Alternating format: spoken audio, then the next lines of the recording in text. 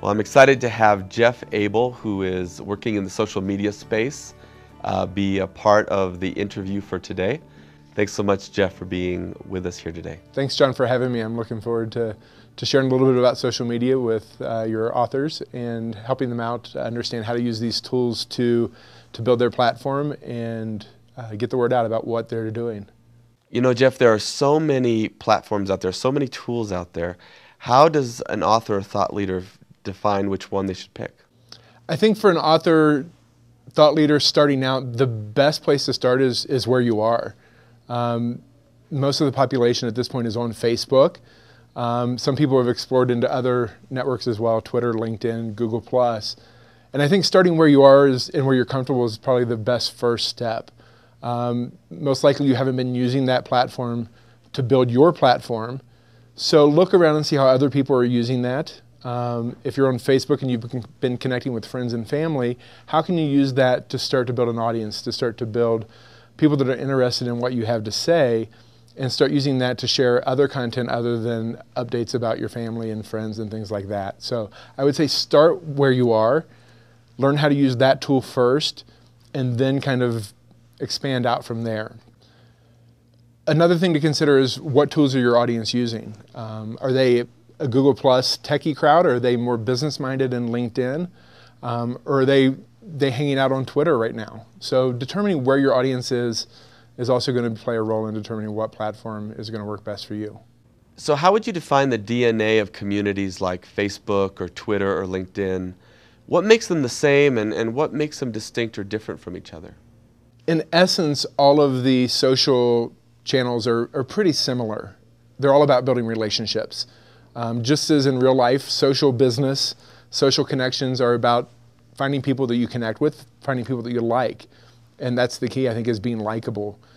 Just as in real life, we do business with people that we like, know, and trust, as the old saying goes. And so finding those people that share interests, that you connect with, that you like, and being likable in those networks is what it's all about, ultimately. The differences, as I do trainings with clients, I tend to describe Facebook as kind of a reunion. It's made up of people that you know, whether it's a family reunion, whether it's a class reunion from high school. We've all had those friends that have contacted us from our past on Facebook. And sometimes it's people that we know and maybe wish we didn't. Twitter, on the other hand, is more like a cocktail party. It's people that we don't know for the most part, but wish we did. And it's a chance to reach out to people professionally, personally, from all over the world who share interests or who have information that we want to learn more about. And so I found Twitter to be kind of a great networking tool, kind of like a cocktail party where you're meeting a lot of people. It's not going to be deep relationships like Facebook at first, but it's a chance to connect with people that you might not have a chance to connect with anywhere else. For LinkedIn, it's more like a professional networking event. It's all business related. There are people talking about businesses and what's going on and trends and current happenings around their field of expertise. It's a great way to position yourself as a thought leader in a specific area that you are an expert in. So I approach LinkedIn more as a business opportunity versus the other ones are more relationship based, but it's still kind of that personal touch is what makes all the difference.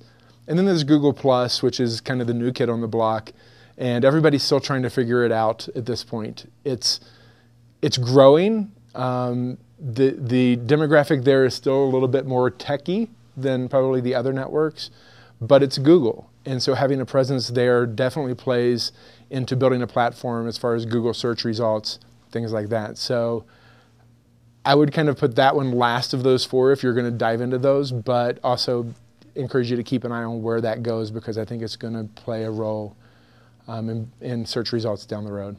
So does the thought leader have to be everywhere on all these platforms and all these tools, or is there some value in really focusing in on one in particular? Wow, does the thought leader have to be everywhere? It's kind of like asking an author, do you have to be in Amazon and Barnes & Noble both? Yes and no. I mean, you don't have to be everywhere, and you're not going to be able to be everywhere equally. But just as an author, having again, those books in both of those places reaches different demographics. People who can't walk into a physical bookstore can get it online. People who hate ordering online can go into a physical bookstore. And so you want to be where your audience is. And so being multiple places is important, but in the process of doing that, you're going to find out which ones work best and focus most of your attention in those areas. Don't ignore the rest, but don't waste a whole lot of time where it's not being productive as well. How do you match your own personality to the personality and the dynamics of one of these tools? As I mentioned, each of the platforms is a little bit different. Facebook is like a reunion, Twitter like a cocktail party. And as I went through those explanations, I think you probably went, oh yeah, I feel more comfortable with that environment. I mean, some people are more comfortable hanging out with friends that they know. Some people are more comfortable in an environment where they're going to meet new people and engage, and it's not going to be those deep relationships like you have with your close friends, but it's a chance to meet new people and interact with ideas. Choosing your platform based on your personality and how you want to engage with people is going to be key to your success in networking and making those connections online. As we wrap up here, what are 2 or 3 of the overarching rules that you would recommend to people as they're building out the tools that they're going to use? I think the biggest thing you can do in this space is be yourself.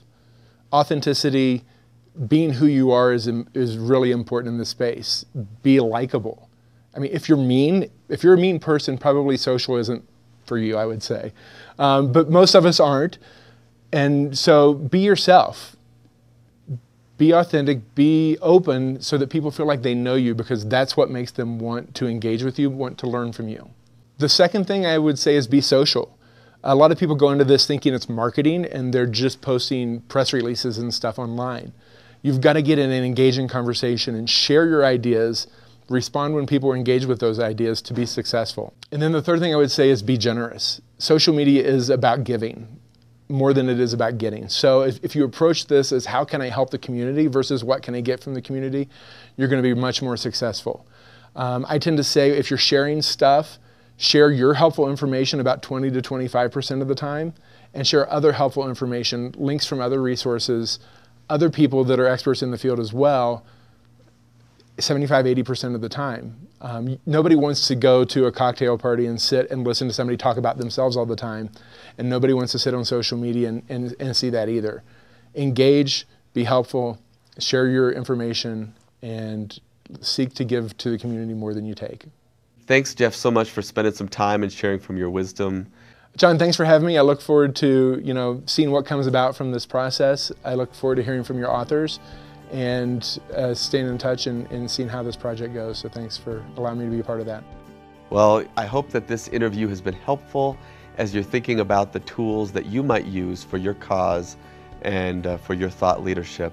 And it'll be exciting to see how your own community develops as you explore and try to use these tools.